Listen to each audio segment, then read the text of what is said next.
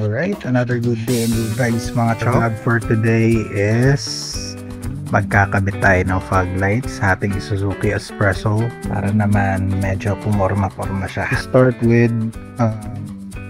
ito yung mga kailangan natin. So, first, bumili tayo ng bull bar para dun sa kabitan ng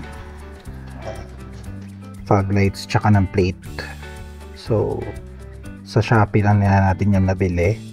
And ito yung ating fog lights na ikakabit.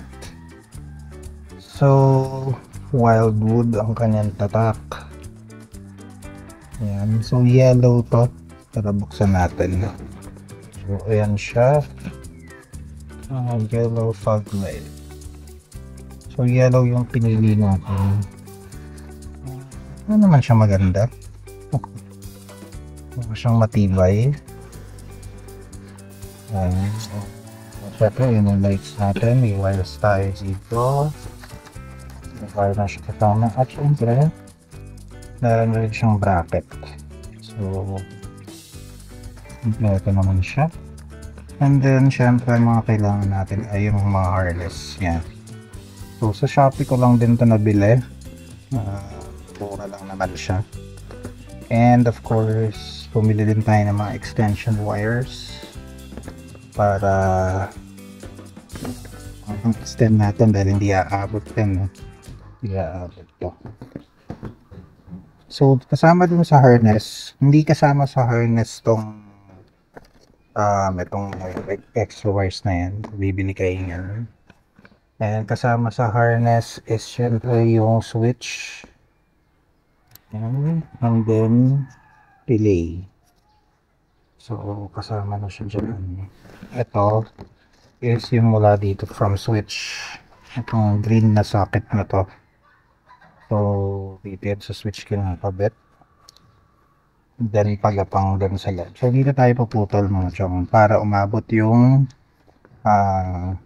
wire from the switch papunta dun sa hood natin. So gugupitin natin yan. Ito yung kabitan ng relay. Dyan yan. And then syempre meron na siyang kasama fuse, 15 volts 15 volts na fuse. Alright, so kabit natin itong mga tochong. So mga chong, tatanggalin natin itong cover na to. Itong cover na to sa baba ng Suzuki Espresso AGS natin, kasi kailangan natin din ma-access itong baba. Susukatin natin yung wire na i-extend natin, and then kailangan natin itong slot na to para sa dun sa fog light switch natin. So syempre katabi siya ng auto start stop, traction control, power windows. So butin lang natin ito. So nag-pop up naman siya. So ito yung paglalagyan natin ng switch. Since na hindi kasya yung switch natin sa hole na yan, mapipilitan tayong i-modify ito. So ito rin yung gagawin nating clip para dun sa espresso ay sa fog light switch natin. Alright, nakabit na natin tong socket. Hindi ko na ginamit yung kasama dito, medyo nahirapan akong mag-ukit, though sumikip naman siya. So ayan, so wala namang problema, nagawan ko siya ng paraan kung paano siya sumikip. And then inilusot ko siya dito. Ako siya nilusot mga chong dito. Yan, dyan ko siya nilusot. Malabas ng engine bay natin.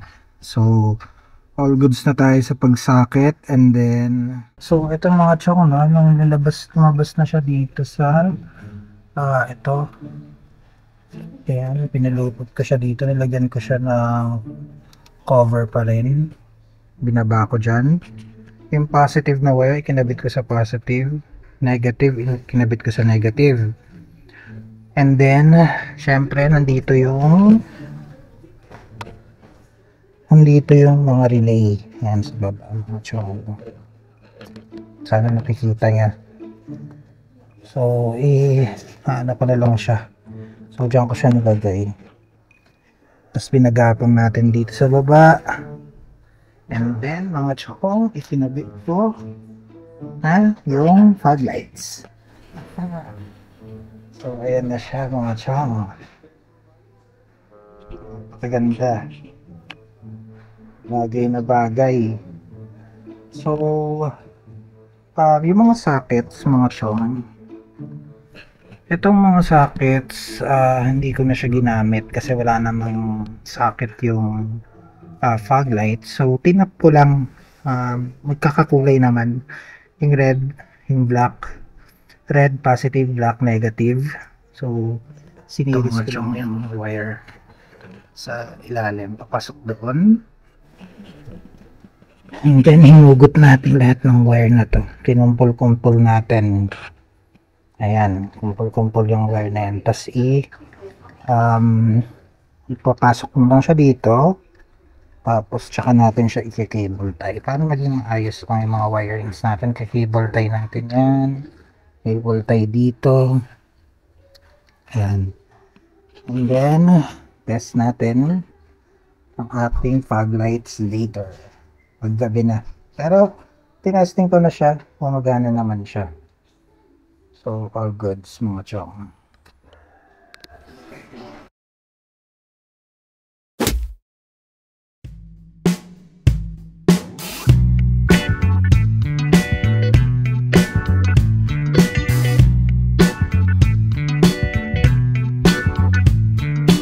Mga chong, no? Nung before, kinabit natin tong headlight natin, I mean fog light natin. Even isara natin yung makina, kaya nakasindi pa rin siya. Tinanggal natin tong cover ng Suzuki Espresso AGS natin. Ito, tinanggal natin tong cover. May tornilyo lang siya dyan. So, tornilyohin mo lang dito para matanggal to, para ma-access natin to. And then yung pulang wire, kasi ang ginawa ko mga chong, itong dalawang pulang wire, isiniris ko na lang siya sa isang pulang wire ito. And then nakalabas yan dun sa engine bay. And then nakarekta siya sa battery. So, ang ginawa natin, yung dalawang wire na red from the switch, ginawa natin isang wire, and then tinap natin siya dito sa tawag dito sa tail light switch. Ito yan yung, so mag-on lang siya pag inon mo to. Mag-on lang yung fog light natin pag inon mo yan. Yan, di ba? So yun yung pinaka right way para naman malaman nyo kung ano yung positive. Hindi talaga siya live positive ang dun, hindi nyo siya dun itatap nyo siya doon sa positive na pag in-switch off to is mawawala. So, ang gagamit lang kayo nito mga chong, mura lang naman po, 65 pesos. Itap nyo lang yun dyan dito sa, so itinap ko siya doon sa isang red mga chong. So, isa-isahin lang yan. So, dito sa yellow, ayan, nag-light siya, hindi dyan. Siyempre, live kahit nakapatay. Sa black, wala, hindi siya nag-ilaw. Dito sa isang red, hindi din siya umilaw, so hindi positive yan.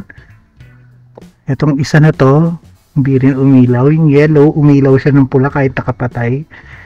Ito namang red, sorry mga chong, tinakpan ko na.